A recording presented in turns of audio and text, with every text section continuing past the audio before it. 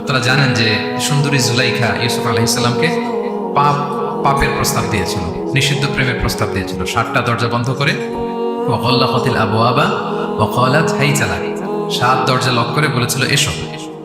আর তখন ইউসুফ আলাইহিস সালাম যে শব্দটা উচ্চারণ করেছিলেন, এটা গোটা বিশ্বের যুবকদের জন্য একটা মহৌষধ। তিনি বলেছিলেন মাআযাল্লাহ, যেটা আমরা বলে অভ্যস্ত, আমরা বলি নাউযু বিল্লাহ, সেম থিং, একই জিনিস।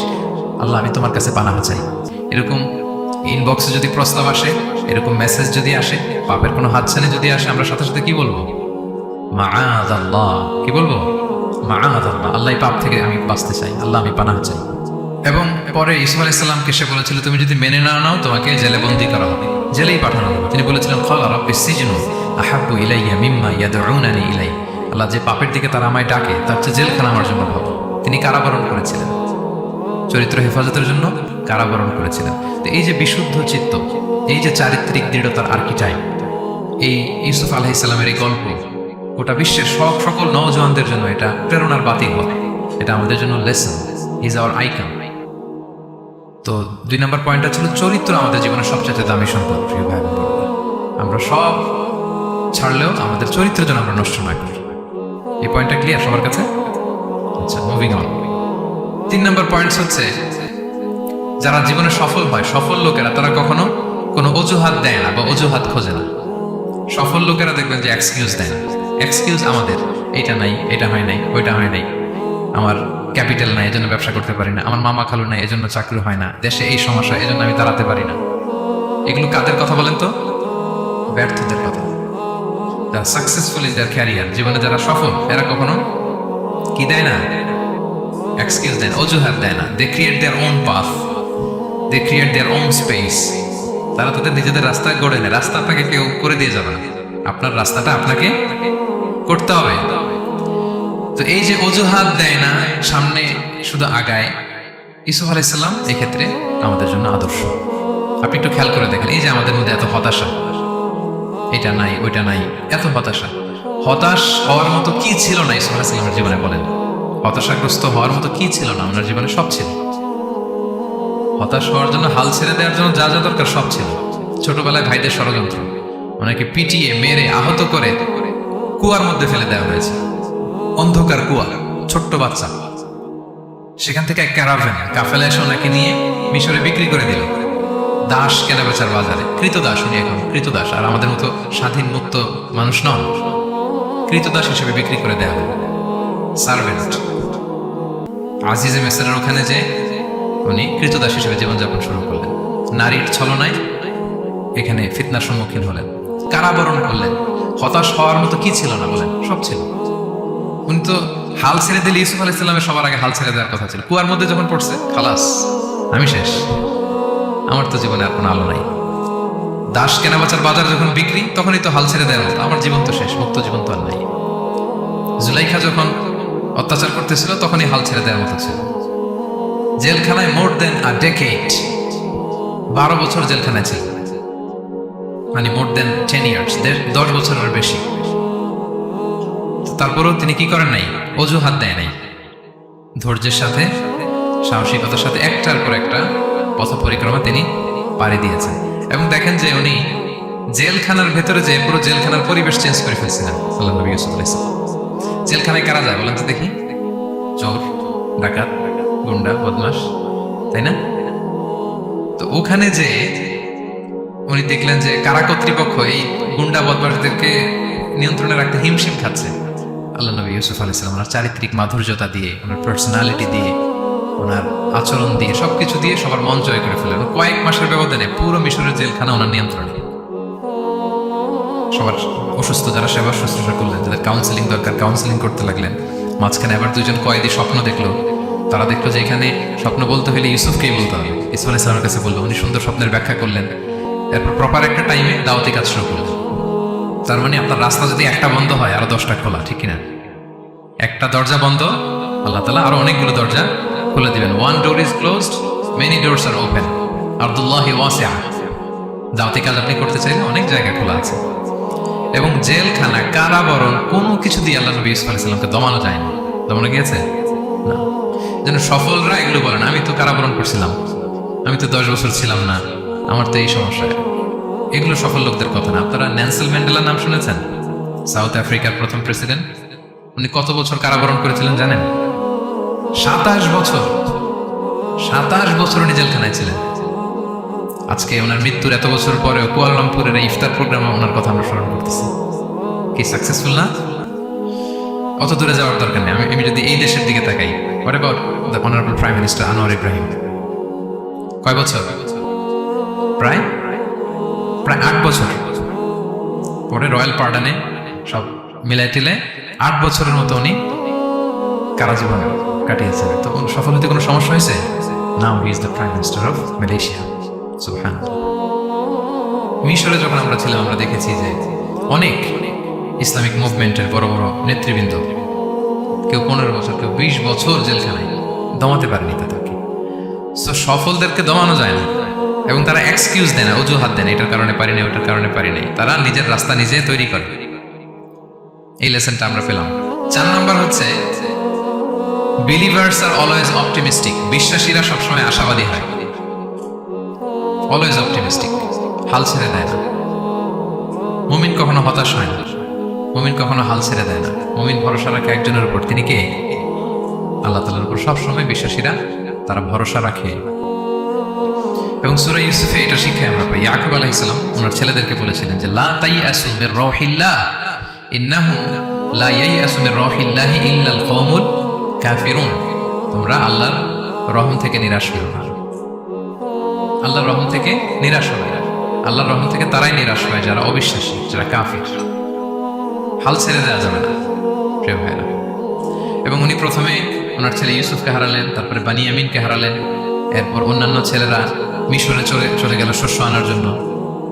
তারপরে উনি আশা ছাড়েন। উনি বলেছেন ফাসাবরুন জামিল, যে কোনো পরিস্থিতিতে আমি ধৈর্য ধারণ করছি। আসাল্লাহু আইয়া আতিয়ানি বিহিম জামিআ, এবং আমি আশাবাদী যে আল্লাহ সবাইকে আমার কাছে ফিরিয়ে দিবেন একদিন। সবাই ওনার পাগল বলতো, কি বলেন আপনি? বয়সের ভারে নুজ্জ হয়ে আপনি পাগলের মতো বলতেছেন ইউসুফ ইউসুফ ইউসুফ। কোথায় সেই ইউসুফ? ওকে তো নেকড়ে খেয়ে ফেলেছে।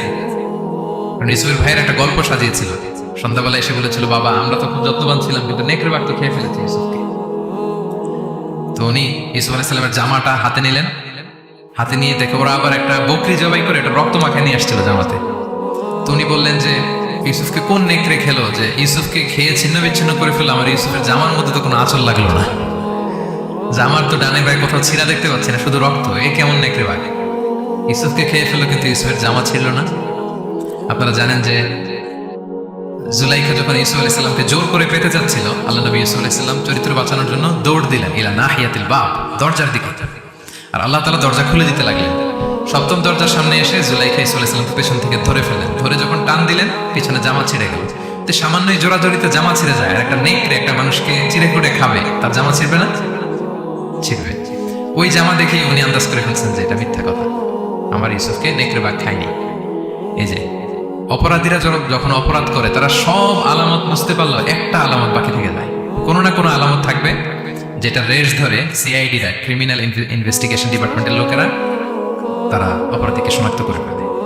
তো ছোটবেলায় ইউসুফ আলাইহিস সালামকে হারালেন, এরপরে বানিয়ামিনকে হারালেন, এরপরে ছেলেরা গেল শস্য আনতে, কেউ নাই ওনার পাশে। কিন্তু উনি বললেন যে আমি বিশ্বাস করি, আমি আশাবাদী।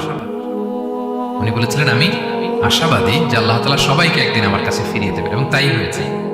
সবাইকে আল্লাহ তাআলা ওনার কাছে এনে দিয়েছিলেন, এবং ওনারা সবাই মিশরে চলে গিয়েছিলেন। এক মহা পুনর্মিলন হয়েছিল পিতা পুত্রের সেদিন, দীর্ঘ প্রায় 30-40 বছর পর। তো এই জন্য আমরা সবসময় আশাবাদী থাকবো, optimistic, never be pessimistic, try to B optimistic always. সবসময় আপনি আশাবাদী হবেন। রাসূল সাল্লাল্লাহু আলাইহি ওয়াসাল্লাম সবসময় আশাবাদী থাকতেন। যে কোনো একটা দিকে নেগেটিভিটি থাকবে, পজিটিভিটি থাকবে, আপনি কোনটা নেবেন?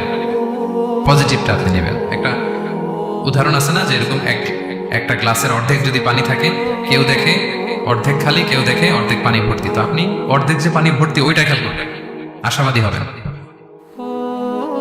আশাবাদী লোকদেরকে আল্লাহ তাআলা পছন্দ করে। নিরাশ হয় যারা কাফির, অবিশ্বাসী তারা। আর শয়তানের সবচেয়ে বড় মিশন হচ্ছে আমাদেরকে হতাশ বানানো। আমাদেরকে কি বানানো? সে আমাদেরকে হতাশ বানাইতে পারলে সে সাকসেসফুল। সে আমাদেরকে বোঝাতে থাকে এত পাপ করেছিস, আল্লাহ কি তোর মাফ করবে? মনে হয় করবে না। এত পাপ হয়ে গেছে, এত অন্যায় হয়ে গেছে, মনে হয় আল্লাহর পাপ মাফ করবে না। যা হয়েছে হয়েছে, আরেকটু কর। আরেকটু এনজয় করতে থাকে, আরেকটু গা ভাসায় দেয় পাপের সাগরে। এরকম আপনারে প্রভোগ করতে থাকে সে, আপনাকে আশাবাদী হতে দেয় না যে না আমি পাপ যতই করি, আমার পাপ যত বড় হোক আল্লাহর রহমতের দরিয়া তার চাইতেও বড়। এটা ভাবতে দেয় না শয়তান, আমাদের বারবার বারবার নিরাশ করতে থাকে। নিরাশ যদি আমাদেরকে করতে পারে শয়তান সফল। শয়তান সবসময় আমাদেরকে নিরাশ করতে চায়, ভয় দেখায়, তুমি যেই পাপ করেছো আল্লাহ তো মাফ করবে না, এত বড় পাপ তো আল্লাহর কাছে ক্ষমা হবে না। সো আমরা যেন আশাবাদী হই, আমরা যেন হতাশার সাগরে ডুবে না যাই, অপটিমিস্টিক যেন হই সম্মানিত ভাইরা। এবং ইউসুফ আলাইহিস সালাম কিন্তু এক্ষেত্রে আমাদের জন্য আদর্শ। তিনি আশাবাদী ছিলেন এবং শেষ পর্যন্ত লড়াই করে গিয়েছেন, নিরাশ হওয়া যাবে। এই পয়েন্টটা ক্লিয়ার সবার কাছে? 5 নাম্বার লেসন হচ্ছে, আপনি যদি বড় কোনো কাজ করতে চান আপনার বড় প্ল্যান লাগবে, যেটাকে আমরা মাস্টার প্ল্যান বলি। বড় কিছু করতে হলে মাস্টার প্ল্যান লাগে এবং আপনার প্রপার ম্যানেজমেন্ট লাগবে। প্ল্যানিং ছাড়া পৃথিবীতে কিছু হয় না। প্ল্যানিং যে কোনো কাজে, যে কোনো ক্যারিয়ার, যে কোনো প্রফেশনে প্ল্যানিং ছাড়া বড় কোনো কিছু হয় না। আপনি প্ল্যানিং করেন, হার্ড ওয়ার্কিং করেন, সফলতা আপনাতেই এসে ধরা দেবে। এটা পৃথিবীর সুন্নাহ। আপনি কাজ করবেন না, প্রচেষ্টা করবেন না, আল্লাহর উপর ভরসা করে রাখবেন, আল্লাহ আপনার বাঁচাবে? বলেন, চেষ্টা করতে হবে। তাওয়াক্কুলের মেকানিজমটা এরকম, আপনি আপনার সর্বোচ্চটুকুন চেষ্টা করবেন, সর্বোচ্চ চেষ্টা করে এরপরে কারোর উপর ভরসা করবেন আল্লাহ তাআলার উপর। আপনারা কি জানেন বিষ্ণু সাল্লাল্লাহু আলাইহি ওয়াসাল্লাম যেদিন হিজরত করেছিলেন ওই দিন বিশ্বনবী মানে কতভাবে নিজেকে আড়াল রাখার চেষ্টা করেছিলেন। বিষ্ণু সাল্লাল্লাহু আলাইহি ওয়াসাল্লাম মাস্ক করতেন না, কখনো মুখ খোলা থাকতো। ওই দিন মাস্ক করেছিলেন, কাপড় দিয়ে মুখটা ঢেকে। আল্লাহ যখন বললেন আজ রাতে হিজরত হবে, রাসূল সাল্লাল্লাহু আলাইহি ওয়াসাল্লাম দুপুরবেলা বেরোলেন আবু বকরকে জানানোর জন্য। তিনি দুপুরবেলাও কখনো বেরোতেন না। ওয়াক্তাল কাইলুলা, এটা রাসূল সাল্লাল্লাহু আলাইহি ওয়াসাল্লামের বিশ্রামের সময় ছিল। বা'দা যাহিরা, যোহরের পরে বিশ্রাম নিতেন। প্রচন্ড গরম, আরব দেশের লোকেরা বেরোতো না তখন, রাসূল সাল্লাল্লাহু আলাইহি ওয়াসাল্লাম বেরোতেন। ওই দিন তিনি ওই টাইমে বেরোলেন যাতে কেউ না দেখে, নাম্বার 1। নাম্বার 2, উনি সবসময় খোলা মুখে বেরোন, ওই দিন তিনি মুখ ঢেকে বেরোলেন যাতে দূর থেকে কেউ দেখলেও একটা গ্ল্যান্সে টের না পায় এটা মুহাম্মদ। নাম্বার 3, আবু বকর রাদিয়াল্লাহু তাআলার কাছে যেয়ে বলেন, আবু বকর যারা ঘরে আছে একটু বের করো, খুব কনফিডেন্সিয়াল একটা কথা। আবু বকর বললেন, ইয়া রাসূলুল্লাহ এটা তো আপনার পরিবার, মানে বিয়ে হয়ে গেছে অলরেডি আয়েশা রাদিয়াল্লাহু তাআলার সাথে, এখনো সংসার হয়নি, আপনার পরিবার, তারপর আসমা এরা। বলছে আচ্ছা তাহলে ঠিক আছে। আবু বকর বললেন, ইয়া রাসূলুল্লাহ বলেন। আল্লাহ রাসূল বললেন, আল্লাইলা, সংক্ষেপে, মেসেজ কিন্তু সংক্ষেপে দিতে হয়। বললেন আল্লাইলা, আজ রাতে। তখন বললেন যে রাসূল আমি কি সাথে থাকবো? হ্যাঁ সাথে থাকবে। তো আগে ইঙ্গিত পেয়ে অনেক আগেই একটা উটকে আবু বকর রাদিয়াল্লাহু তাআলা ঘাস খাওয়াচ্ছিলেন, পানি খাওয়াচ্ছিলেন, নাদুস নাদুস করছিলেন। তো ওই রাতেই বের হয়ে গেলেন। এবার আবু বকর রাদিয়াল্লাহু তাআলা কতটুকু প্ল্যান করলেন দেখেন। উনি ওনার ছেলে আব্দুল্লাহকে বললেন, তুমি মক্কার বাজারে আমরা যে মিসিং, আমরা যে নাই, আজকে রাতে তো আমাদেরকে হত্যা করতে আসবে, কে কি বলতেছে এসে গারে সাউরে তুমি এসে বলে যাবা। এটা হচ্ছে আবু বকর রাদিয়াল্লাহু আনহুর প্ল্যানিং। এই যে প্ল্যানিং যে কত দরকার, বড় কাজের জন্য যে প্ল্যানিং লাগে। রাসূল সাল্লাল্লাহু আলাইহি ওয়াসাল্লাম প্ল্যান করছে কিভাবে? দুপুরে বেরোইছেন, মুখ ঢেকে বেরোইছেন, সবার সামনে বলতে চাচ্ছেন না, শর্ট ওয়ার্ড দিয়ে বলে ফেলতেছেন। আবু বকর রাদিয়াল্লাহু তাআলার প্ল্যানিং হচ্ছে 2 মাস ঘাস খাওয়ালেন উটকে, উট প্রস্তুত, অর্থ প্রস্তুত, এবং মদিনা, মক্কা থেকে মদিনায় সাওয়াহিলি রোড দিয়ে অর্থাৎ সাগরের পাশ ঘেঁষে ক্যারাভেন যে রাস্তা ছিল ওই রাস্তায় না, লোকচক্ষুর অন্তরালে আরেক রাস্তায় আমাদেরকে পৌঁছায় দিতে পারবে এরকম একজন গাইড তিনি ভাড়া করে রাখলেন। ছোট্ট ছেলে আব্দুল্লাহকে বললেন, আব্দুল্লাহ আমরা যখন গারে সাউরে 3 দিন থাকবো, তুমি সকালবেলা মদিনার মক্কার বাজারে ঘুরবা, কে কি বলে আমাদের ব্যাপারে, আবু বকর মুহাম্মদ নিয়ে কে কি বলে এসে আমাদেরকে শোনাবো। তো ছোট্ট ছেলে আব্দুল্লাহ যখন এই তথ্য দিয়ে যাবে, আব্দুল্লাহর ফুটপ্রিন্ট থাকবে না, বের হয়ে মরুভূমি দিয়ে হেঁটে গারে সাউর আবার হেঁটে, তো ফুটপ্রিন্ট কেউ ফলো করলে তো সোজা আল্লাহ রাসূল এবং আবু বকরের কাছে পৌঁছে যাবে।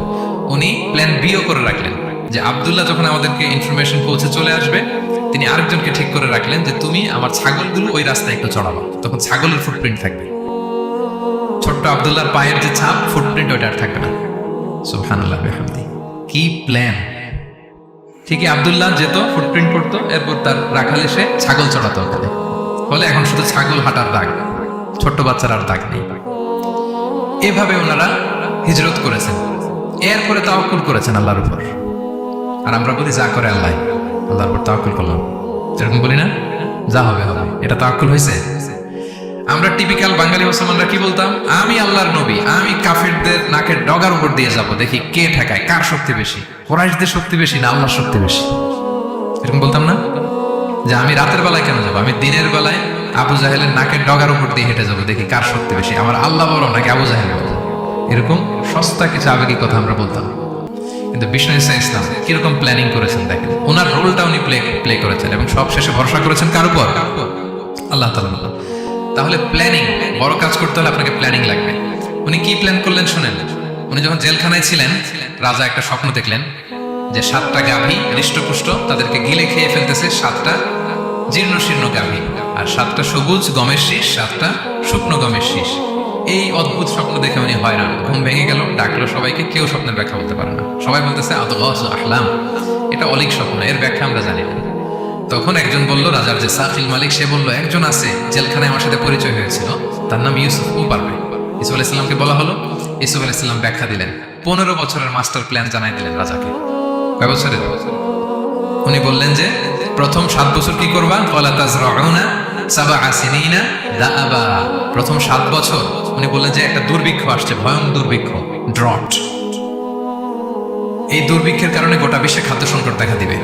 নেক্সট 7 ইয়ার্স মিশরের সব জায়গায় কাল্টিভেটেড ল্যান্ড যেগুলো আছে চাষ করতে হবে ইচ্ছে মতো। এই 7 বছর চাষ করতে হবে, খেতে হবে কম, জমায় রাখতে হবে বেশি। এরপরের 7 বছরে কোনো বৃষ্টি হবে না, মারাত্মক দুর্ভিক্ষ, মাটি ফেটে চৌচির, পানি নাই কোথাও। ওই জমিয়ে রাখা প্রথম 7 বছরের খাবার দিয়ে পরের 7 বছর আপনাদেরকে ট্যাকেল দিতে হবে। এরপরে 7 14 শেষে 15তম বছরে প্রচন্ড বৃষ্টি হবে, সুজলা সুফলা, শস্য শ্যামলা হয়ে যাবে মিশরের অলি গলি সবকিছু। তাহলে প্ল্যান করলেন, মাস্টার প্ল্যান করলেন কয় বছরের? 15 বছর।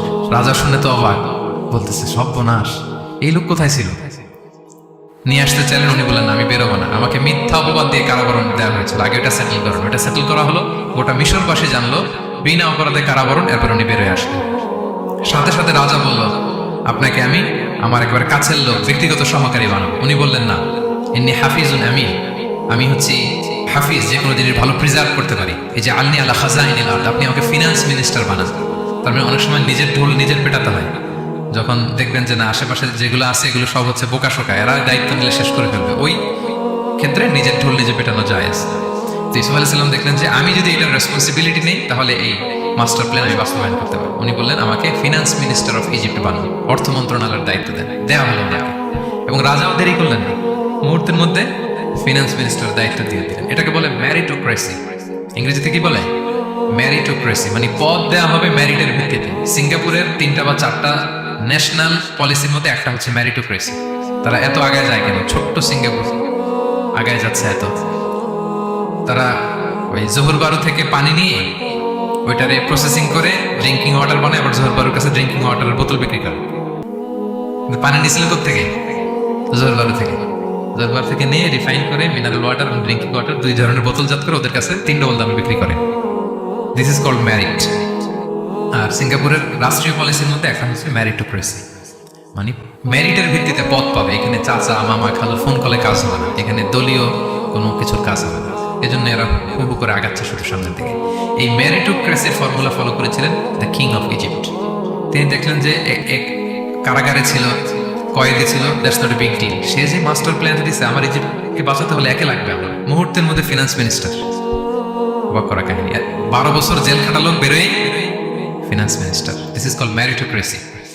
তারপর আল্লাহ নবী ইউসুফ আলাইহিস সালাম এভাবে বাস্তবায়ন করলেন। তো এই জন্য আমাদেরকে বড় প্ল্যানিং করতে হবে এবং রিসোর্স ম্যানেজমেন্ট জানতে হবে। আমার অনেক কিছু আছে, কিন্তু আমি এটাকে ম্যানেজ করতে জানি না, আপনি সফল হতে পারবেন না। আপনার অ্যাসেট আছে, টাকা আছে, নলেজ আছে, কিন্তু আপনি ম্যানেজ করতে জানেন না। আপনার ম্যানেজমেন্ট না থাকলে সফলতা আসবে না। বিশেষ করে যখন এটা গভর্নমেন্ট রিসোর্সের ব্যাপার আসে, গভর্নমেন্ট রিসোর্সকে এটা চমৎকারভাবে ম্যানেজ করতে হয়। আপনারা কি জানেন পৃথিবীতে ডেইরি প্রোডাক্টের জন্য কোন দেশ সবচেয়ে বিখ্যাত? ডেইরি, হ্যাঁ, নিউজিল্যান্ড। আর এখানে অস্ট্রেলিয়া। এখানে ডাচ লেডি একটা দুধ আছে, খান আপনারা? ডাচ লেডি কোন দেশের? নেদারল্যান্ডের বা হল্যান্ডের। হল্যান্ডে যেই পরিমাণে গরু আছে, ইথিওপিয়াতে তার 5 গুণ বেশি গরু আছে। আফ্রিকান একটা কান্ট্রি আছে ইথিওপিয়া, হল্যান্ডের 5 গুণ বেশি গরু তাদের দেশে। কিন্তু পৃথিবীতে ডেইরি ফ্যাক্টরিতে হল্যান্ড আগানো ইথিওপিয়ার চেয়ে 10 গুণ বেশি আগানো। কারণ ওদের গরু বেশি, কিন্তু ম্যানেজমেন্ট নেই। কিভাবে ডেইরি প্রোডাক্ট ওরা বের করবে, এই রিসোর্স ম্যানেজমেন্টটা জরুরি। আমাদের বাংলাদেশে আল্লাহ তাআলা অনেক রিসোর্স দিয়েছেন, এটার ম্যানেজমেন্ট নেই। আমাদের এই যে Cox's Bazar the longest sea beach, অনেককে বললে চিনেও না।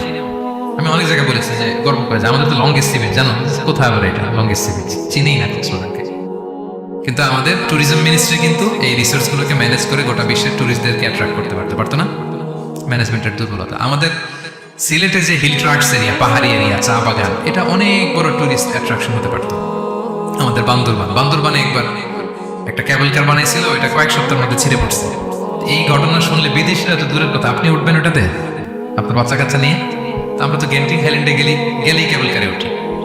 লাঙ্কাবিতে গেলে যে স্কাই কেবল আমরা উঠি না, কি পাওয়ারফুল ক্যাবেল দিয়ে, এত সুন্দর ম্যানেজমেন্ট, এত সুন্দর সেফটি সিকিউরিটি দিয়ে ওরা এটাকে ম্যানেজ করেছে, গোটা বিশ্বের ট্যুরিস্টদেরকে আকৃষ্ট করতেছে। ওটার উপরে উঠলে আন্দামান দ্বীপপুঞ্জগুলো দেখা যায়। আপনারা যাবেন লাঙ্কাবির এই ক্যাবেল কারে, মালয়েশিয়ার সবচেয়ে উঁচু ক্যাবেল কার, স্কাই ক্যাবেল ব্রিজ আছে একটা। তো এই যে আমাদেরকে আকৃষ্ট করে এগুলো, কারণ they know how to manage their resources. Government লেভেলে এই রিসোর্স ম্যানেজমেন্টটা জরুরি, যেটা আল্লাহ নবী ইউসুফ আলাইহিস সালাম আমাদের চোখে আঙ্গুল দিয়ে দেখিয়েছেন। প্ল্যানিং লাগবে, মাস্টার প্ল্যানিং লাগবে, গ্রাউন্ড ওয়ার্ক লাগবে, এরপর আপনি কাজে নামবেন। যে কোনো বড় কাজ করার আগে, যেহেতু আপনারা ব্যবসায়ী, তো আমি তো ব্যবসা বুঝি না, একটু শেয়ার করতেছি আর কি আপনাদের সাথে, যদি কাজে লাগে আপনাদের। যে কোনো বড় প্রজেক্ট করার আগে শর্ট অ্যানালাইসিস করতে হয়। নাম শুনেছেন আপনারা? হ্যাঁ, শর্ট নাম শুনেছেন? আজকে শুনে যান। SWOT, শর্ট অ্যানালাইসিস করতে হয়। S for strength, W for weakness, O for opportunities, T for threats. আপনি একটা বড় কাজ করার আগে শর্ট অ্যানালাইসিস করতে হয় যে আমার এই কাজে স্ট্রেংথ কতটুকু আছে, আমার উইকনেস কি কি আছে, কি কি সমস্যা হতে পারে, এরপর অপরচুনিটিস কি কি থাকতে পারে, তারপরে এই কাজ আমি দাঁড় করালে, প্রজেক্ট দাঁড় করলে কি কি থ্রেট আমাকে এখানে বাধাগ্রস্ত করতে পারে। এই গ্রাউন্ড ওয়ার্ক করার পরে এরপর আপনি বড় মাস্টার প্ল্যান নিয়ে আপনার প্রজেক্ট শুরু করবেন। প্ল্যানিং বড় প্রজেক্টের জন্য অনেক জরুরি, এবং রিসোর্স ম্যানেজমেন্ট, বিশেষ করে গভর্নমেন্ট রিসোর্সের ক্ষেত্রে এটা খুবই জরুরি। এবং আল্লাহ নবী ইউসুফ আলাইহিস সালামের জীবনী থেকে এই লেসন কিন্তু আমরা পাই। এই পয়েন্টটা কি ক্লিয়ার সবার কাছে? 5 নাম্বার পয়েন্ট একটু কঠিন হয়ে গেল নাকি? ক্লিয়ার? 6 নাম্বার পয়েন্ট হচ্ছে এ দাঈ ইজ অ্যান অপরচুনিটি সিকার। আল্লাহ নবী ইউসুফ আলাইহিস সালামের জীবনী থেকে আমরা শিখতে পারি যে একজন দাঈ হচ্ছে সুযোগ সন্ধানী, পজিটিভ অর্থে আর কি। যখন প্রপার টাইমিংটা হবে তখন সে দাওয়া দিবে, তখন সে তার মেসেজটা ড্রপ করবে, তখন সে তার বার্তাটা দিবে। কিন্তু এটা আমাদের দেশে খুবই ল্যাকিং। আমাদের দায়ীরা দেখা যায় যে মানে খুবই অসহনশীল। সহনশীলতা আমাদের দায়ীদের মধ্যে বাংলাদেশে কম। মাইক্রোফোন পেলেই ও কাফের, ও জাহান্নামী, ও বাতিল, সবাইরে জাহান্নামে পাঠায়, উনি একাই জান্নাতে যেতে চায়। তো সবাই একসাথে গেলে আরো মজা হইতো না বেশি? কি বলেন? হ্যাঁ, এখানে আপনারা কেউ নাই, আমি একা আসছি, ঘুরতেছি, খাচ্ছি, এটা কি ভালো লাগবে আমার? এই যে আপনারা সবাই আসতেছেন, গেট টুগেদার হচ্ছে, এটাই না আনন্দ। তো সবাইরে জাহান্নামে পাঠাই, আমি একা জান্নাতে গেলে এটা মজা হবে? এটা বোঝাবে কে ওনাদের? কথায় কথায় সে বাতিল, সে কাফির, সে গোমরা, আর উনি একাই শুধু ভালো। এটা দায়ীর বৈশিষ্ট্য নয়। আরব শায়েখরা বলেন যে নাহনু দুআত লাসনা কুদাত, আমরা দায়ী, আমরা জাজ নাই। আমাদের দায়ীরা দায়ীর চেয়েও জাজ হতে চায় বেশি, খুব জাজমেন্টাল, আমরা খুব বেশি অ্যাটাকিং কথা বলি, আমরা অন্যকে নাকচ করে দেই, বাতিল করে দেই। এটা দায়ীর কাজ নয়। দায়ীর কাজ শুধু পৌঁছে দেওয়া। দায়ীর কাজ কি? ওমা আলাইনা ইল্লাল বালাগ, ওমা আলা রাসূলি ইল্লাল বালাগুল মুবিন, লাস্তা আলাইহিম বিমুসাইতির। তবে আপনাকে দারোগা বানিয়ে পাঠাই না, পিছনে পিছনে ঘুরবেন। ফালাআল্লাকা বাখিউন আলা নাফসিকা আলা আথারিহিম ইল্লাম ইউমিনু বিহাদাল হাদিসে আসাফা। মানে নবী, আপনি তো পাগল হয়ে যাবেন ওদের পিছনে ঘুরতে ঘুরতে, ওরা ঈমান আনে না কেন, ওরা জান্নাতি হবে না কেন, এত পেরেশান তো হওয়ার দরকার নাই। আপনার কাজ শুধু পৌঁছে দেওয়া। হেদায়েত দেয়া না দেয়ার মালিক কে? আল্লাহ। ইন্নাকা লা তাহদি মান আহবাবতা ওয়ালাকিন্নাল্লাহা ইয়াহদি মান ইয়াশা। নবী, আপনি যাকে চান হেদায়েত দিতে পারবেন না। আপন চাচা আবু তালেব এত ভালোবাসতো রাসূল সাল্লাল্লাহু আলাইহি ওয়াসাল্লামকে, ফিনান্সিয়াল সাপোর্ট, পলিটিক্যাল সাপোর্ট সব দিয়েছেন। রাসূল ভালোবাসতেন ওনাকে। মৃত্যু সজ্জায় শুয়ে আছে, চাচা একবার বলেন আশহাদু আল্লা ইলাহা ইল্লাল্লাহ ওয়া আশহাদু আন্না মুহাম্মাদুর রাসূলুল্লাহ, আমি বাকিটা আল্লাহর সাথে বুঝবো। উনি সবশেষে বললেন আলা মিল্লাতি আব্দুল মুত্তালিব, আমি আব্দুল মুত্তালিবের শিরকি বিশ্বাসের উপর শেষ নিঃশ্বাস ত্যাগ করলাম। তো রাসূল সাল্লাল্লাহু আলাইহি ওয়াসাল্লাম চাইলেও দিতে পারে? পারে না। তা আপনি দায়ী, আপনি এরকম জাজমেন্টাল কেন হবেন? আপনি এরকম অন্যকে নাকচ কেন করবেন? আপনার কাজটা শুধু পৌঁছে দাও। আমাদের কাজ কি? একজন দায়ী মোটেও জাজমেন্টাল হবে না, তিনি শুধু পৌঁছে দিবেন এবং প্রপার টাইমিং এর অপেক্ষায় থাকবেন। ইউসুফ আলাইহিস সালাম জেলখানায় ঢুকেই লা ইলাহার দাওয়াত দেননি, আগে সবার মাঝে নিজের একটা শক্ত অবস্থান নিশ্চিত করেছেন। যখন দেখলেন যে না কেউ বিপদে পড়লে ওনার কাছে আসে, পরামর্শ চাইলে ওনার কাছে আসে, উনি ভাবলেন এই তো আমার টাইম। এরপর উনি শুরু করলেন মানে তাওহীদের কথাকে, শিরকে উচ্ছেদ করে তাওহীদ প্রতিষ্ঠার কথা এত সুন্দর, আপনি সূরা ইউসুফের মধ্যে যেভাবে পাবেন অন্য কোথাও এরকম পাবেন না। অনেক সুন্দর করে এখানে তিনি দাওয়াত দিয়েছেন। তো দায়ীর কাজ হচ্ছে প্রপার টাইমিংটা করা। একজন দায়ী সবার সাথে মিশবে, দল মত নির্বিশেষে। গোটা বিশ্ব তার দাওয়াতি প্ল্যাটফর্ম। সে অনলাইনে, সে অফলাইনে, সে ক্যামেরার সামনে, সে কিবোর্ডে, সে মুসলিমের কাছে, অমুসলিমের কাছে, সবার কাছে আপনি মিশবেন। অনেক অমুসলিমরা আমাদের কথা শুনে, অনেক হিন্দু ভাইরা কথা শুনে, অনেক বৌদ্ধরা কথা শুনে, অনেক নাস্তিকরা কথা শুনে। হিজ মাই অডিয়েন্স। অনেক গুন্ডা মাস্তান আমাদের কথা শুনে। আপনি ওদের সাথে বসবেন, হাফ প্যান্ট পরে বসছে, গলায় স্বর্ণের চেইন, মদের গ্লাস নিয়ে বসছে, বসেন আপনি। দেখেন না এবিটলিও কি সুন্দর করে চলে যায়, সুন্দর করে। যে উনি আমাকে বলতেছে যে শায়েখ, আমি যে অনেক মেয়েদের সাথে বসি টসি, আমি কিন্তু মনে মনে শুধু আস্তাগফিরুল্লাহ করি। আমাকে বলতেছে শায়েখ, এই যে আপনি দেখছেন ইন্দোনেশিয়াতে, এখানে সেখানে আমি চলে যাই বিভিন্ন মদের বারে, এখানে সেখানে, আমি কিন্তু মনে মনে আস্তাগফিরুল্লাহ করি। তার মানে তার চিন্তা চেতনা কত সুন্দর দেখেন, যে ওখানে তো যাইতে হবে আমাদের। পাপের জায়গায় আড্ডাখানে না গেলে আপনি দাওয়াটা দিবেন কোথায়? সো প্রপার একজন দায়ী is an opportunity seeker. Say proper timing বুঝে দাওয়াতটা দিবে। এবং একজন দায়ী দল মত নির্বিশেষে সবার কাছে কোরআনের কথা পৌঁছাবে। যে দায়ী ভেদাভেদ করেন অডিয়েন্সের মধ্যে, তিনি এই দাওয়াতি কাজের উপযুক্ত নন এবং দাওয়াতের এই মহান মর্যাদাকে তিনি হানি করছেন। একজন পটেনশিয়াল দায়ীর এরিয়া গোটা বিশ্ব। 7 নাম্বার সর্বশেষ লেসন হচ্ছে success isn't a destination, success is a journey. আমরা সফলতাকে অনেক একটা ডেস্টিনেশন মনে করি, ওই যে আমার সফলতা, আমি ওখানে পৌঁছলেই সফল, বাস খালাস, কেন আর কিছু লাগবে, এটা হয়ে গেছে, আমি সফল। না, সাকসেস ইজন্ট আ ডেস্টিনেশন। সফলতা এটা কোনো গন্তব্যের নাম নয়, এটা একটা journey, journey to journey, journey to journey, চলমান প্রক্রিয়া।